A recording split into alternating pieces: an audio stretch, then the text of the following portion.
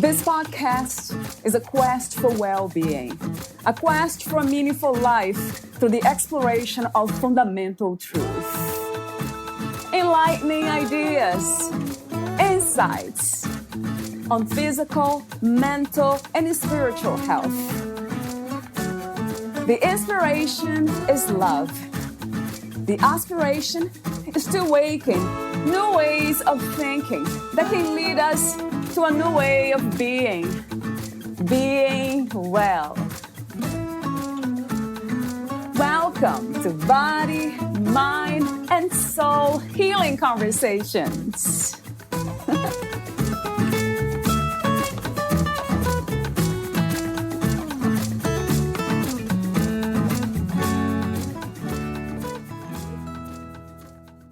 Wicca is a nature worship that assumes that duality is complementary, not adversarial.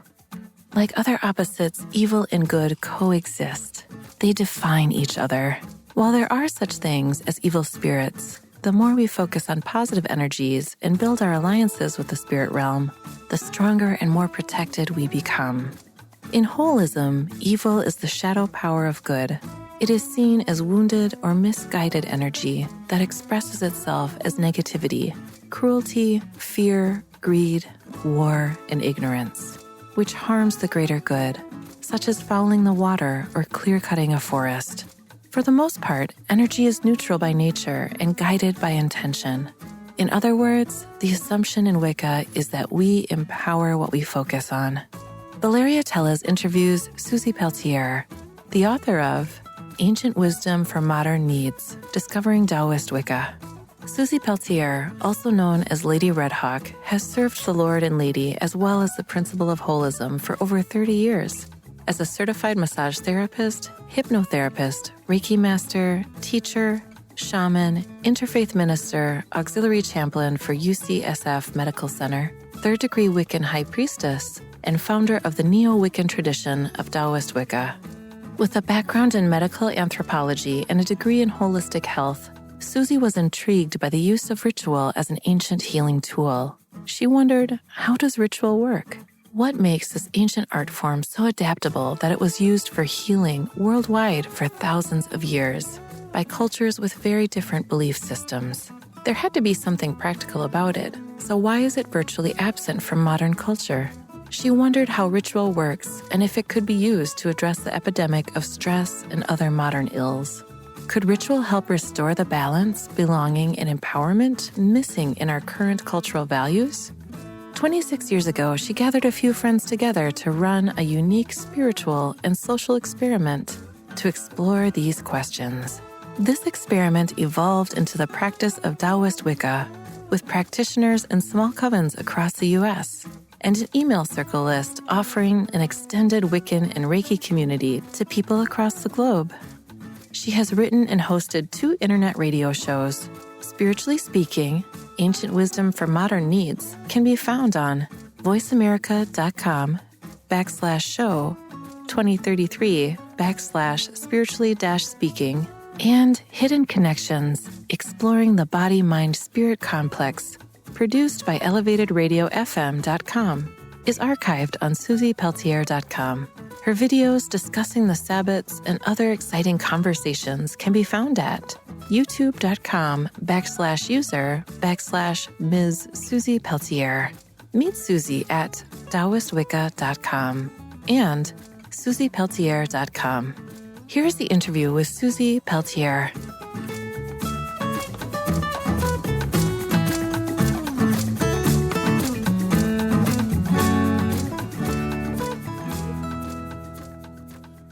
In your own words, who is Susie Peltier? Oh, my goodness. I guess if I take up several niches, healer, teacher, priestess, friend, those are the broad stroke categories, I suppose. Yeah.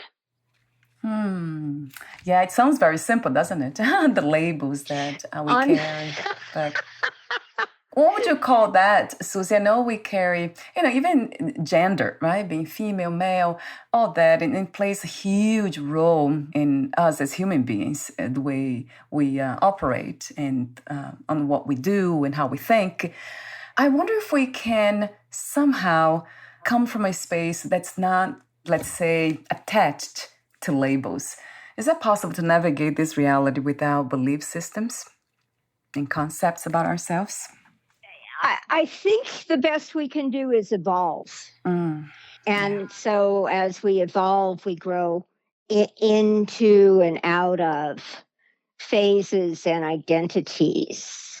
And I think that reflects a spiritual evolution as well as, a progression of time or interests or anything else. I think being flexible in our self-definition, because I didn't really kind of think about your question, because in my work as a healer, I do all of those things.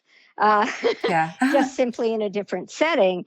So I think we evolve, and that is, and so the best we can do is can we operate completely freely of those things? I don't think so, because the minute we interact, people have the simple question of who are you? And then the answer is not simple. So true. Not at all. Yeah. So I think it needs to be more fluid than we allow it. I think we're all entitled to grow and change and change our self-definitions as that's appropriate. That is in alignment with our evolution, right, and growth. I love that. That's so true, Susan, because, forcing ourselves to change, define ourselves differently without that evolution occurring, then it doesn't sound too fluid, as you said. Right. And well, it is not realistic either. The system I created, Taoist Wicca, is based on Taoist principles, and Taoist principles are very clear. We balance or we rebalance through change, not through stasis. So the energy has to keep moving. And that means new ideas. That means a willingness to, I kind of, with my clients, I sometimes talk about, this issue, let's imagine it's a coffee table in the center of the room. And if you walk around, you've got different perspectives. You're going to see different things depending on that perspective. And learning to kind of walk around that coffee table and check a few perspectives out before you land on one and defend it to the death. Yeah, true. That this should not, that there might be, if you look at it differently, there might be more options than your current perspective shows you. To me, that really resonates as magic. It is magic, yeah. Right? Is that how you define magic, Susie? Just seeing the shift in perspective, seeing the possibilities and things differently as we did before? Well, I think it's suitable for those outside of Wicca to think of it that way. Within Wicca, it's about a shift in consciousness. So frequently a shift in consciousness does require a willingness to, it includes way more, because in the holistic model, and this is my book, Ancient Wisdom for Modern Needs, Discovering Taoist Wicca, is very much about, we need a way to check in with ourselves, and we need a way to learn to speak to ourselves more gently and encourage the changes we want. And in the beginnings of the holistic model are rooted in really Paleolithic times, caveman times, where, you have this idea they had to be connected with nature. They felt nature. And so when Wiccans think of shape-shifting, what are they doing? They're shape-shifting consciousness, meaning they move from, as if you had two spheres, one representing the seen realm and the other one representing the unseen realm. There's a Venn diagram that appears where those two overlap. That's the world between. And so that is a place of energy where you can shape energy into form or shift to form with energy. So what I mean by that is, if we take a very simple explanation, if you're boiling a pot of water, whether it's each healing or each ritual, each step, you're implanting a certain number of calories, a certain amount of energy toward a shift. But like boiling water, it has to get to a critical mass to shift. Consequently, people say, well, why is it so hard to heal? Well, partly because it takes, we don't know, does it take 5 more things to heal or 5,000 things more to heal? We can only do the calories we've got at the time. The chi, my chi, adds to it as a healer or something to begin to guide it. And so, we have the capacity to go back to that mutable world between and start to say, any form I'm not comfortable with, it's still a form made of energy. And if I can shift the energy, either my energy in relation to it, or if I can find another way to look at it or be with it, then the solutions appear. Does that make sense? It does, very, very much. When you speak of shifting consciousness and the healing process to get there, is that something that we always, not always, but for some of us, it takes intention, or it's something that's also fluid, that it happens because life, it's looking for that to happen? Life happens, yeah. Yeah. Well, I think it's a both and. I think it's a partnership we form with the universe. And unfortunately, in the book, I refer to the cracked cultural mirror, which is kind of the way the culture teaches us to look at things, teaches us how to look at illness, and it shapes what we believe causes it and what we believe cures it. And also just our way of relating in this culture is we view duality as adversarial. And as a healer, there's nothing more damaging. Because, first of all, of course, if we go back to all of the holistic healings, they're all based on a complementary view of duality. And so when we talk about how do we heal the culture, individually, we have to begin to step out of the adversarial assumption that duality has it out for us, that there's an enemy, because in the absence of an enemy, you will make one. And in the absence of one outside of you, you'll make one inside of you. And that's part of the pandemic of stress that spurred me on this quest to understand ritual as an underutilized healing tool. Can you give an example, Suzy, for those who don't know, what would that look like to live in that state of seeing duality as complementary? Well, I think, if you've ever seen the Taoist symbol, the little yin yang with the black background with the white dot and the white background with the black dot, that's a picture of complementary duality. There are no absolutes. That's what the dot represents. There's always a kernel, a seed of the other within that. So within yin is yang, within yang is yin. And that they're comprised, they form a mirror for each other, and they represent creation and destruction as a cycle.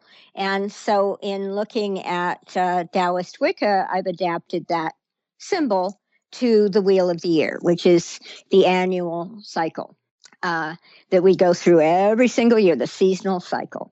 And because we have creation cycles and we have destruction cycles. The Bible would say there's a time for everything under heaven, time to reap and, time to sow and so forth. So it's a pretty universal agricultural idea. And Wicca came out of those early human epochs. As I mentioned, the Paleolithic, and then the Neolithic, early agriculture, and then the Bronze Age, when you saw the rise of solar deities. So there's what I did with a background in Asian medicine and a holistic health degree and a background in medical anthropology. I started looking at, wow, Wicca is actually a healing system.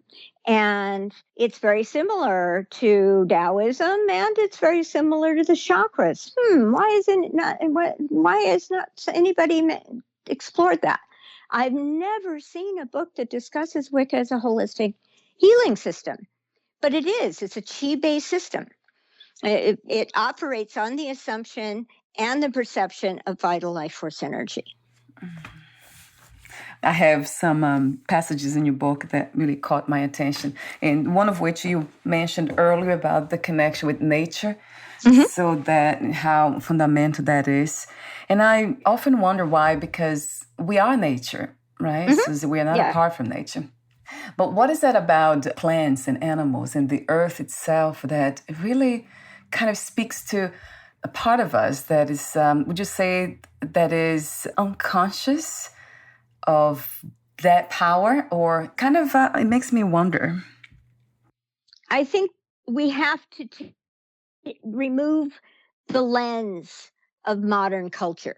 And we have to go back to those earlier epochs when people needed to live in nature. They needed to understand it, and they needed to respect it. And they did so by learning to perceive energy. And energy is perceptible. And generally, when I train Reiki students, I find that 80% of them, because it's a natural phenomenon, 80% of them, if you tell them, they describe an experience, so I'm feeling tingles, or I'm feels like my foot's waking up or something, then that's chi.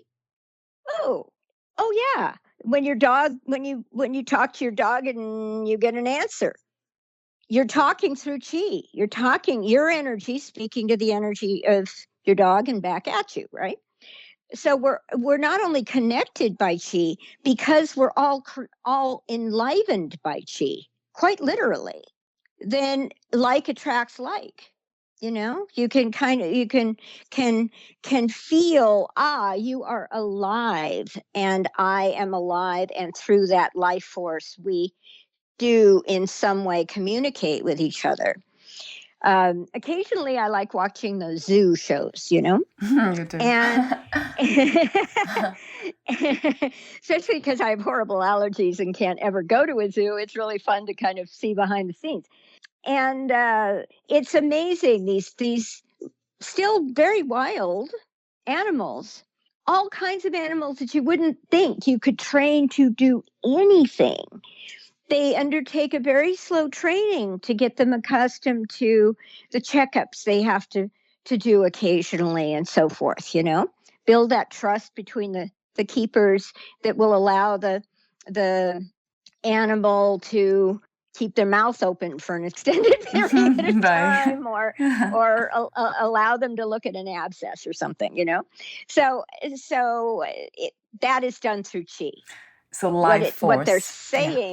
What they're saying does not matter so much, because, if you were to go to a zoo in Poland, the zookeepers obviously speak Polish to these animals. They do just fine too. So what's the communication? What's the real communication factor? Because it is not words. It is chi. How much we suppress that a lot of times, right, Suzy? We have not learned to listen to it. Would you say the intuition's part of that chi? Very much so. Actually, I kind of think about the body, mind, and spirit as a complex, because it's connected by the imagination, and the imagination allows the linear left brain to relax, transition into the right brain that works with symbols and taps into the subconscious and the superconscious, for that matter. And consequently, I think there's the imagination is the bridge between the body, the mind, and the spirit. And reclaiming that imagination, because generally by the time kids are 10, oh, that's just your imagination, right? Just is a word minimizing whatever you're talking about. There's nothing more potent or more powerful than the imagination. Everything we use came out of somebody's imagination. The phone we're talking on, your bathtub, inside your house, all of that. Somebody, that started as a spark of the imagination. And so the challenges we face as humans to save the planet and to save ourselves, quite frankly, is a lot about learning to be more respectful and start acknowledging, gee, the sad thing about it is we have to borrow a word for life force energy, because that's the term we use in English, right?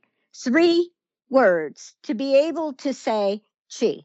Now, if we look at the fact that if I was to say out of 100 people, life force energy, half the people would scratch their heads about that.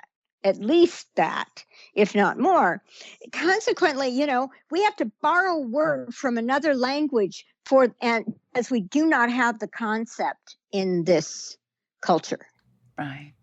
And Sadly. that leaves many people bereft, I think. Many people are then challenged. There's a part of them they can't access. Well, remember we have those 3 aspects, loosely defined as body, mind, and spirit, right? If we do not value creativity and we do not value the imagination, the bridges go down. And that leaves many, there's something big missing. And because we don't know what it is, we get more stuff, or we develop an unhealthy habit, or, lots of different ways in which the culture lacking the concept as fundamental as life force really, leaves a big hole and makes it very hard to, we have to get the bridges up before we can access them all again and get them working together. Because that's when real harmony happens, is when you're aligned, thought to word to deed, action to result. Yeah, I love this idea. Even when it becomes an intellectual concept of balance, harmony, it just sounds so good to the body, mind. It's incredible how it resonates. And excuse me, those aren't lofty ideas. What I tried to do in the book was illustrate, how we grapple with these concepts all the time, but we call them something else. So the missing, if people are kind of going, yeah, I'm just not, I've got a malaise I can't shake, and then you go digging around. Oh yeah, gee, my father died 2 years ago, and I don't know if I ever really grieved that the way it's like, okay. Yeah. We kind of need to bring some focus and allow your being, that means all of you, body, mind, and spirit, to process, not just the mind. Wow, there's so many questions for you, way too many. They keep coming, too many. The idea of balance, harmony, it's not a destination, right, Suzy? It's not. Right. No, it is not. It is a momentary state of being. And so if we think back to that Tao, the yin yang symbol, there's a squiggle down the middle, right? That squiggle means that the energy is constantly moving. It's a dance, and they're dance partners. And so they make the movements look fluid and they move as one, but they're really 2 partners, right? That's what complementary duality really means.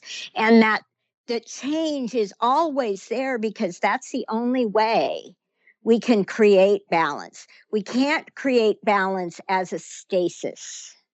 It's simply a snapshot in time.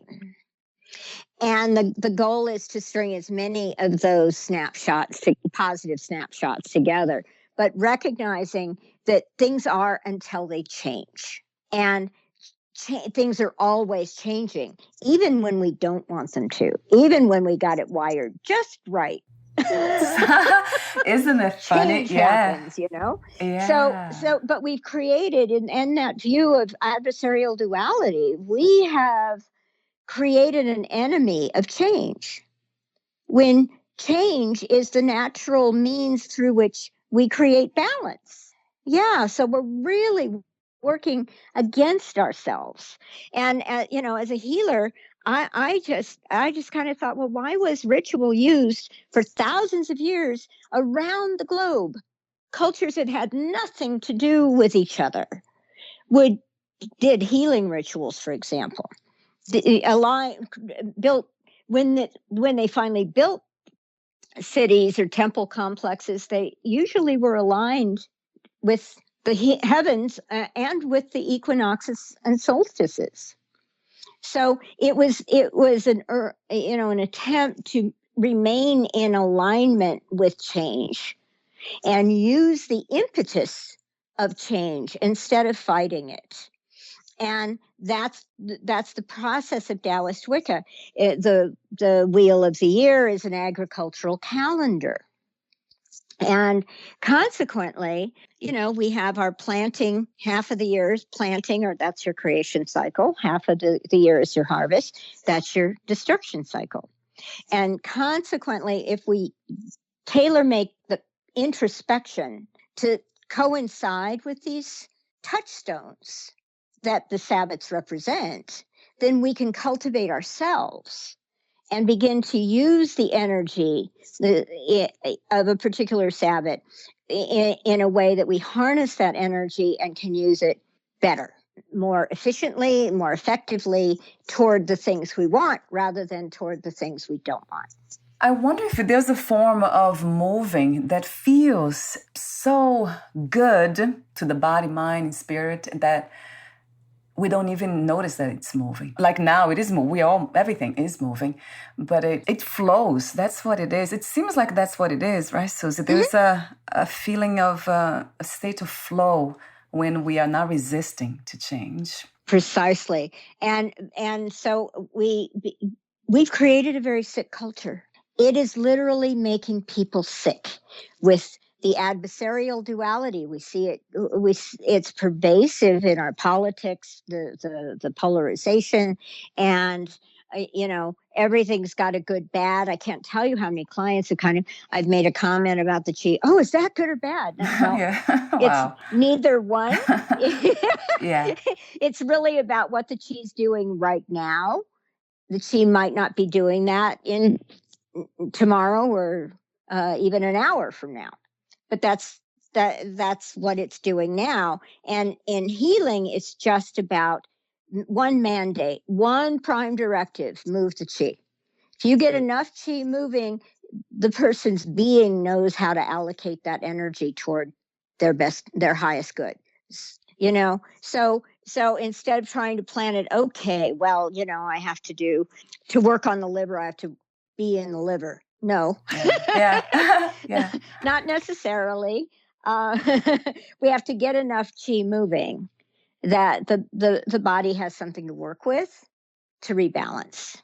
And what we've created is a culture that's really antithetical to life. There are three things missing in this culture: balance, belonging, and empowerment. Yeah, that's the section in your book, right? I believe there are those three are pillars or foundations to a healthy society. And we don't even have any of them as our cultural priorities. They are not even values. They fall off the map entirely. And that means we are creating a lot of politics are about exclusion rather than inclusion. That's one way to look at that. And, if you consistently undereducate a segment of the population, then they lack the power. Then eventually, as Durant pointed out, that's the seed of a revolution. So there's a lot of things that a lot of ways we've been trained to relate to the crack cultural mirror and desperately try to grab that brass ring on a merry-go-round that is it's a so what proposition. I got it. Okay, so what? I love how much fun you have to talking about these things. That speaks for itself. How free the energy is flowing through you, Yes. even around these topics, right? Yes, Susie? thank you. Well, I love medical anthropology. And so the idea that culture shapes how we view healing and what we think causes ailments and what we believe cures it. And being in the trenches, as a massage therapist, hypnotherapist, and Reiki master, I've been in the trenches with stress and stress management for a very long time, and it just kept rolling around. Ritual could help this. We need community. That's the belonging piece. And we need empowerment. Frequently, if you gather a few people who are willing to kind of assume that when they gather, they are beholding, I behold the goddess in you, you behold the goddess in me, and so forth and so on. So we can begin to exercise that part of us that speaks from an alignment, that speaks from that place of being divine. When I kind of think of what does that mean, I kind of think about it's like good old Carl Sagan, kind of said we're all star stuff, because fundamentally we have the same atoms left over from the Big Bang. Right. You can't get any more connected than that. True. You know? And yet we focus on things that disconnect us. And then we make enemies of them. And then we wonder why we're stressed out and getting sick. Wow. Another powerful insight. Yeah. Yeah. So unlike a lot of people, I did not explore Wicca because I wanted something cool to do. I was coming at it as a healer looking for another healing tool. But I wanted to understand it in words that we use in modern day. I wanted to be, and the more I looked at these systems, the more I realized, a part of what makes us crazy is that we keep looking at what is different and assuming difference is difficult. And I wanted to, and so, I brought in what I knew from massage, the Taoism and the Asian medical model and the chakra system, which I use quite a bit as well, and kind of said, oh yeah, well, let's use the similar two system. That, just like in mathematics, you have the little equal and then the squiggle on top, right? They're similar, right? And so let's get over the fact that, a little difference makes all the difference. A difference is difficult. It's not necessarily. It's intriguing. And sometimes you need different words, different systems to help you explain the phenomenon you're looking at. Have you heard of a time in history where we were in alignment as humanity, just so balanced with this idea of duality that we had peace on earth? Do you know of any time? There's a lot of debate. We do know that most spirituality was goddess-centered originally. And because we find little goddess votives and pregnant lady statues and all kinds of things, in some of our oldest finds. So it is postulated that there was more harmony, but also we have to remember that our numbers were less. Yes. And true. so, you didn't have people rubbing elbows with everybody else. And you had a small tribe, it was big to have 50 people. And but you still had to learn to cooperate. And because, especially in the US, this rugged individualism, it's your fault you're sick. No, not entirely. Right. I've been listening to the crack cultural mirror. No wonder I'm nuts, So, True. so I think Wow. I think there were within tribal life, there probably was greater harmony, but humans being humans, there probably was some politics and some, people that didn't like each other.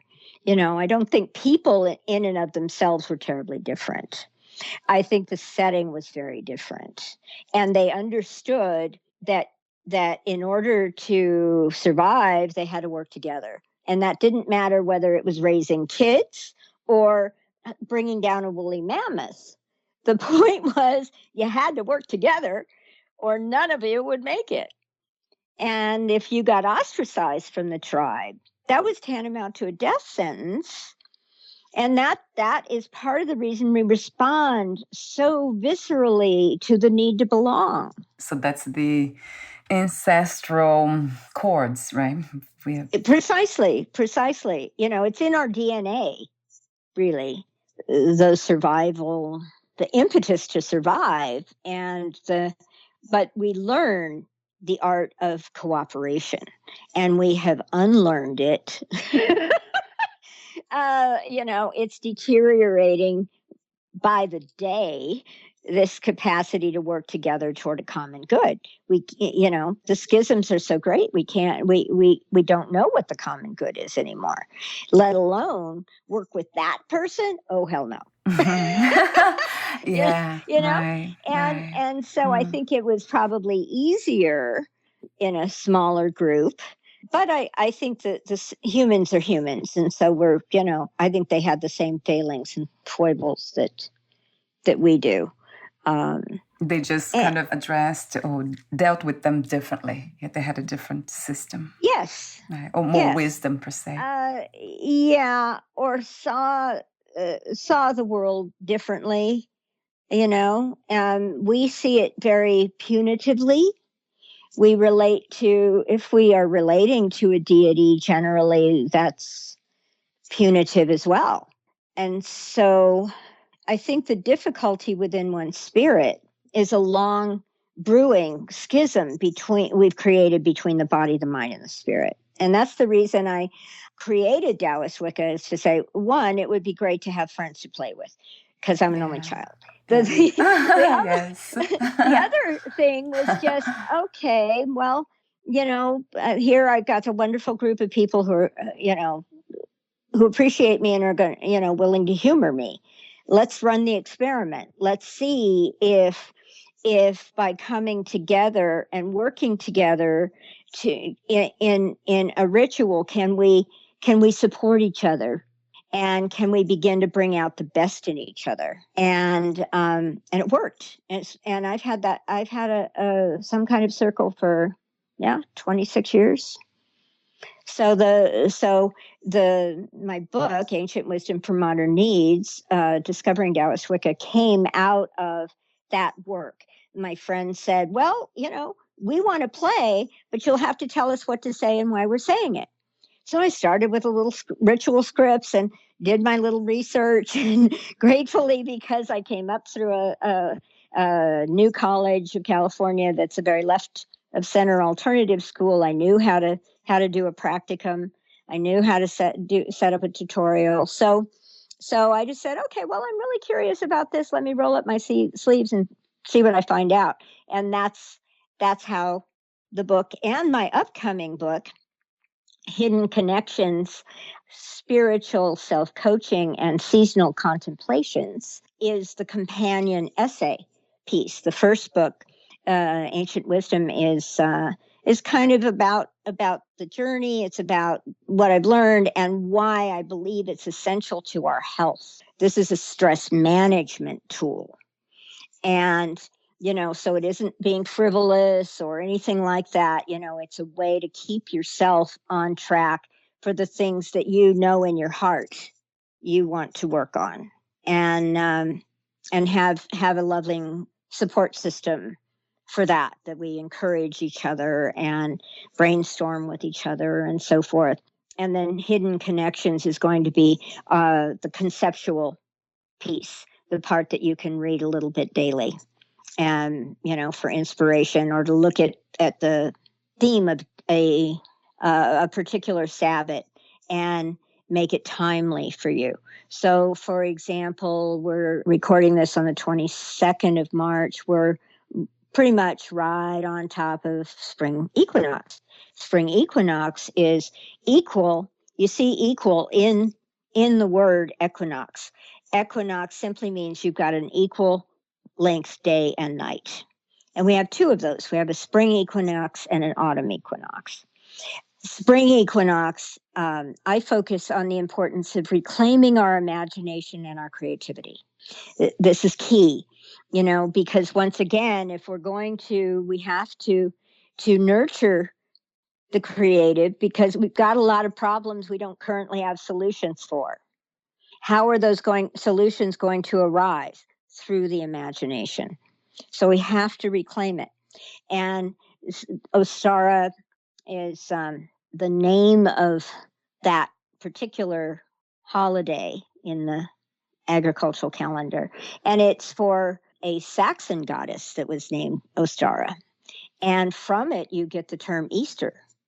And bunnies and chicks and all of the symbols we associate with Easter, she's the goddess of dawn, new beginnings, and springtime. So a lot of practices kind of have little remnants of earlier belief systems incorporated it because it made conversion easier. Yeah. Yes, that makes sense. A lot of sense. Yeah. So this is a time to in the system we were reborn at the midwinter solstice, the longest night of the year. The sun, and from that point on, the light was growing. Then February 2nd, we call it Imbolc. It's the first planting. We focus on commitment and issues with commitment. Mm-hmm. Wow. Helpful. And so we make commitments for the things that we know we need to work on in order to satisfy the intention we set at Yule. And then at Ostara, we add the ABCs, the actual steps. And then we call in the allies, seen and unseen, to kind of help us with that. We don't accomplish things on our own. It does take a village. And so let's say you wanted to focus on good health. You set that as an intention.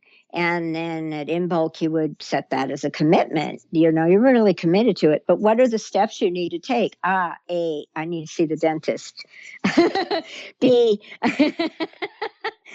I need to find a workout buddy. Or, those kind of tangible steps that now you have something in black and white that you can say, good, right.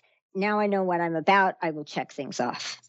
And it's thought to word, action to result.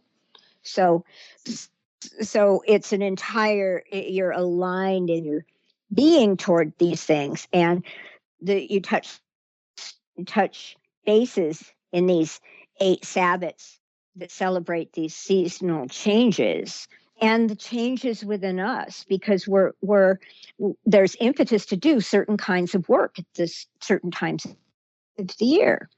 And this is the full heart. This is your full planting. You got to get these seeds in. Well, what are your seeds? Well, it's the intention, it's your commitment, and what you're going to do about it, the steps for that. The real planting is, the ABCs of that. And then later on, you can call yourself to task on it. I didn't do so great on that one, but I got these done. So I'm going to focus now. And you can look then at what you're harvesting, and if we're always throwing a curve, or maybe you changed your mind. It's all fine. We just need to teach ourselves to be accountable to ourselves without harsh judgment. So when you ask me how on earth did I work on this book for 26 years? That's the way I did it. I'm going to publish a successful book. And every year that was my commitment. And then what are the steps I need? And the steps for this year, now that one of them is out, are different than when it was in the writing phase, So as you change, as you grow, as your needs grow, you can begin to use that skill for things that you tailor to you. I just ask the questions. I don't perceive that I have the answer for anyone. I can tell you this approach works. I have a lot of people in my circle, 13 years, 10 years, people who've been practicing it. And these are people, very busy people. Believe me, if it worked, they wouldn't be there. Yes, right. It didn't work. It's true. Because, and in it, I've managed to build a beautiful community who in turn have really helped a lot in the manifestation of this book. Right. For example, the photos of the altars that you find in ancient wisdom for modern needs are actual photos of actual altars that we have used, and they were taken by members of the group. It's lovely. So, really I believe power shared is power gained. Suzy, I absolutely love your message. How you communicate the message too. You embodying the message is completely another story. It's beautiful. For today, we're almost at the end of this conversation, but I would love to continue at some point. I had so many notes here and so many other questions to ask, but it's how life is, right? Flows sometimes, especially when we are in alignment with it, when we're open to it. Absolutely. I've enjoyed myself thoroughly.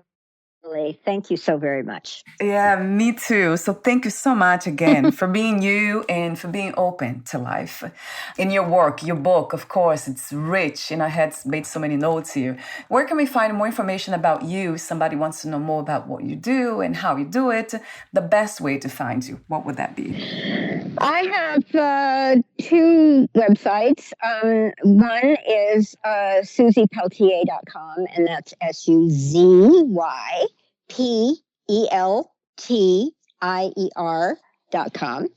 SuzyPeltier.com.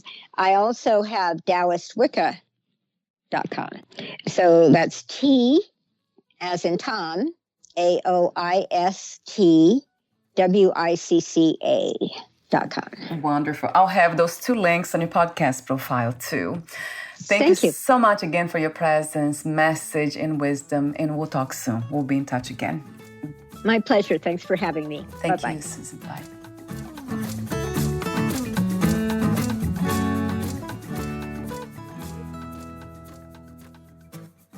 Thank you for listening. To learn more about Suzy Peltier and her work, and to subscribe to the email list and receive original writings, updates of events, meet our talented coven members, download individual rituals, packing lists, and other support materials, please visit TaoistWicca.com and SuzyPeltier.com.